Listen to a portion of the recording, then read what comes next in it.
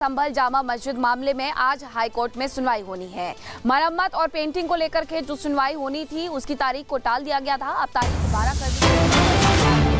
आज इलाहाबाद हाईकोर्ट में ये सुनवाई होगी। एएसआई रिपोर्ट पर सुनवाई होनी है। पिछली सुनवाई में कोर्ट ने रिपोर्ट मांगी थी और जो रिपोर्ट तैयार की गई थी उससे कहीं न कहीं मुस्लिम पक्ष पूरी तरीके से संतुष्ट नजर नहीं आया था। मुस्लिम पक्ष से इलाहाबाद हाईकोर्ट की तरफ से कहा गया था कि आप भी अपने प्रतिनिधि ला सकते हैं, दोबारा से इस पर सुनवाई की मांग कर सकते हैं। सुनवाई की मांग की गई थी, 4 मार्च को सुनवाई होनी थी, लेकिन इसकी तारीख 12 मार्च की गई थी।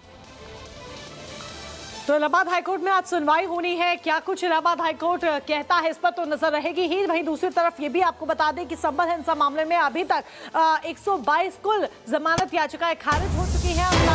9 जमानत याचिका खारिज की गई है। दंगा मामले में 9 जमानत याचिका खारिज कर दी गई है और ये पहली बार नहीं है जो जमानत याचिका खारिज हुई है। इससे पहले भी बार बार अलग अलग उपद्रवियों के द्वारा ये जमानत याचिकाएं लगाई गई, लेकिन कुल 122 याचिकाएं खारिज की जा चुकी है। यानी कि एक एक दंगाई का हिसाब होगा और पूरी तरीके से हिसाब होगा। बड़ी अपडेट आपको ये बता दें कि इलाहाबाद हाईकोर्ट में आज सुनवाई होनी है। जिस तरीके से मरम्मत को लेकर, सफाई को लेकर, रंगाई पुताई को लेकर मस्जिद कमेटी की तरफ से याचिका डाली गई है, उस पर इलाहाबाद हाईकोर्ट में आज सुनवाई होनी है, इस पर नजर रहनी है। तो दूसरी तरफ 9 जमानत याचिकाएं खारिज की जा चुकी हैं। और बात करेंगे उत्तर प्रदेश के मुख्यमंत्री योगी आदित्यनाथ की, जिन्होंने अपराधियों को एक बार फिर से अल्टीमेटम दिया है कि जिसने भी गलती की उसे कीमत चुकानी पड़ेगी। हालांकि आज मुख्यमंत्री योगी आदित्यनाथ जौनपुर के दौरे पर रहने वाले हैं, पहाड़ी गृह संस्कार में शामिल भी होंगे।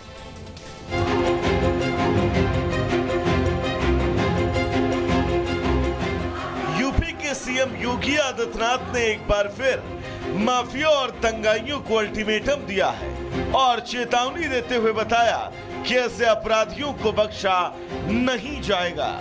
जहां कहीं कोई ऐसा माफिया खड़ा होने का दुस्साहस करता है, पुरजोर उसका प्रतिकार करने की आवश्यकता है। सरकार आपके साथ खड़ी है। युवाओं के जीवन के साथ जो खिलवाड़ करेगा उसको उसकी कीमत चुकानी पड़ेगी। वैसे भी योगी यूपी को माफिया मुक्त बनाने को लेकर अग्रसर है और अब लोगों को भी माफियाओं के खिलाफ खड़े होने के लिए प्रेरित कर रहे हैं। सीएम योगी आज जौनपुर के दौरे पर हैं, जहां परिग्रहण संस्कार कार्यक्रम में शामिल होंगे। Bureau report, Republic Bharat. और अब बात करते हैं दिल्ली की। यमुना नदी की सफाई जो कल तक एक सबसे बड़ा मुद्दा थी, इतना बड़ा मुद्दा थी कि आम आदमी पार्टी की सरकार इसी मुद्दे की वजह से अपनी सरकार गवा बैठी, कुर्सी गवा बैठी और बीजेपी सत्ता में आई है ये बड़ा वादा कर। और जैसे ही रेखा गुप्ता ने कमान संभाली है उसके बाद यमुना नदी की सफाई को लेकर न सिर्फ मास्टर प्लान तैयार किया गया है बल्कि उस पर काम भी शुरू हुआ है। तो दूसरी तरफ अब यमुना पर क्रूज चलाने का भी पूरा ब्लूप्रिंट तैयार कर दिया गया है।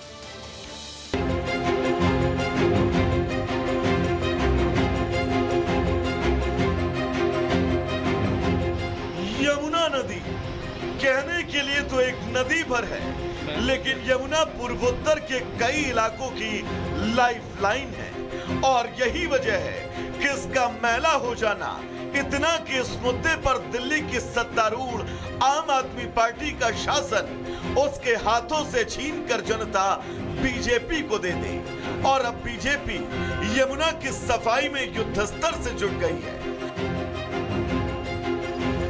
सिर्फ सफाई और आरती ही नहीं, अब यमुना में बाकायदा क्रूज चलाए जाने को लेकर मास्टर प्लान तैयार किया जा रहा है, जिसे लेकर भारतीय अंतर्देशीय जलमार्ग प्राधिकरण यानी IWAI, जिसने मंगलवार को यमुना नदी पर क्रूज पर्यटन को बढ़ावा देने के लिए दिल्ली सरकार के साथ एक समझौते पर हस्ताक्षर किए हैं। यमुना नदी पर क्रूज चलाने को लेकर सरकार की प्रतिबद्धता ही है कि सरकार उस ओर अब युद्ध स्तर से काम कर रही है। बहुत बड़ा कदम है। दिल्ली की विकास में अगला एक आयाम जुड़ा है।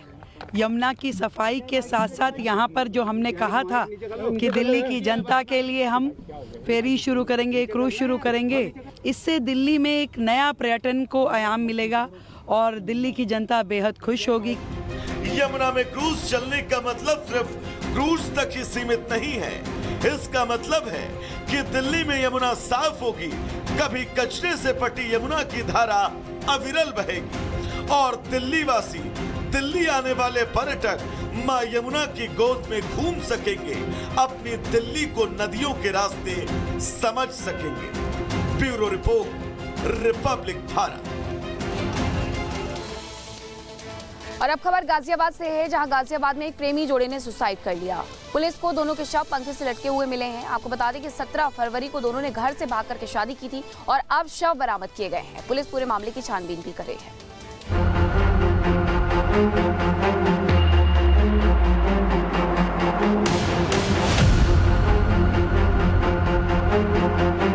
पुलिस छानबीन कर रही है, लोगों से पूछताछ कर रही है। गाजियाबाद के कविनगर में वाकया ही ऐसा हुआ कि हर कोई हैरान है। 17 फरवरी को पीयूष और निशा की शादी हुई और शादी के 22 दिन बाद दोनों ने मौत को गले लगा लिया। युवक युवती अलग अलग पंखों से लटके मिले। दरअसल दोनों ने परिवार के खिलाफ जाकर शादी की थी और दोनों को जुदा होने का डर था। ऐसे में दोनों ने अलग होने की जगह मौत को चुना। एक दंपति द्वारा एक मकान में फांसी लगा ली गई है। तत्काल उनके शव को कब्जे में लेते हुए पंचायतनामा भरते हुए पोस्टमार्टम के लिए भेजा गया। मौके पर तलाशी में पुलिस को एक सुसाइड नोट भी प्राप्त हुआ है, जिसका अवलोकन किया जा रहा है। आगे की वैधानिक कार्रवाई की जा रही है। पीयूष और निशा फर्रुखाबाद के रहने वाले थे और गाजियाबाद के कविनगर में रह रहे थे।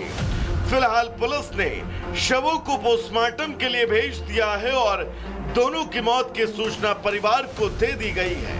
अब पुलिस मामले की जांच कर रही है।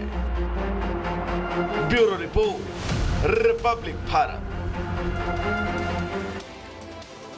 पंजाब में नशे के खिलाफ लगातार अभियान चलाया जा रहा है, तो दूसरी तरफ पंजाब के कांग्रेस विधायक सुखपाल सिंह खेरा एक बड़ी मुसीबत में फंस गए हैं। दरअसल इन पर ईडी ने एक्शन लिया है। आरोप लगा है नशा तस्करों की मदद करने का। ऐसे में इनकी जो चल संपत्ति है, यानी कि जो घर है, वो अटैच ईडी के द्वारा कर लिया गया है, जिसकी कुल कीमत 3 करोड़ 82 लाख रुपए बताई जा रही है।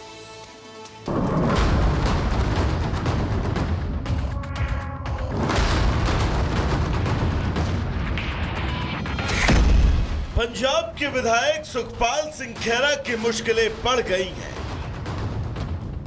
ईडी ने ड्रग्स से जुड़े मामले में सुखपाल खेरा का आलीशान बंगला, जिसे कुर्क किया है, कुर्क की गई संपत्ति की कीमत करीब 3 करोड़ 83 लाख रुपए की बताई जा रही है। इतना ही नहीं, ईडी ने खुलासा किया कि ड्रग तस्कर गुरदेव सिंह ने सुखपाल सिंह खेरा को भी तस्करी में मदद और संरक्षण देने के बदले 3.82 करोड़ रुपए नकद दिए थे।